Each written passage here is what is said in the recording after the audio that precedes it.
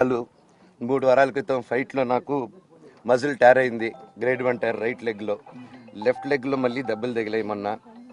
So అందుకే కొంచెం balance ఇది ఉంది. మందులు హెవీ మెడికేషన్ ఇచ్చారు. హెవీ ప్యాచ్ కూడా వేశారు నాకు. దానివల్లే కొంచెం నడుస్తున్నాను.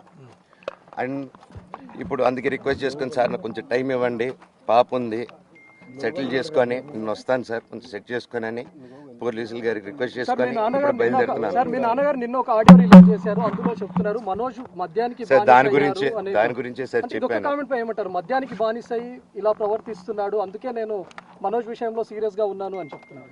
సార్ మద్యానికి బానిసై ఎవరిని కొట్టాను సార్? నా పిల్లల్ని కొట్టానా, నా భార్యను కొట్టానా, మా అమ్మని కొట్టానా, మా నాన్నని కొట్టానా? ఇవన్నీ నీ మద్యానికి బ్యాలెన్స్ అందరినీ కొడుతున్నాను, పొన్నాలు కొడుతుంటే సీసీటీవీలు తెప్పిండి సార్. అది దొంగతనం చేసింది నేను కాదు సార్, అది తెప్పిండి సార్ అంతా.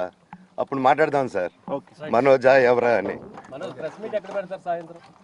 చెప్తానండి, నాకు ఇంకా కొంచెం క్లారిటీ రావాలి. కమిషనర్ ఆఫీస్కి వెళ్తాను, వాళ్ళని కలుస్తాను, రిక్వెస్ట్ చేసుకుంటాను, మాట్లాడుకొని వాళ్ళు ఏం చెప్తారు.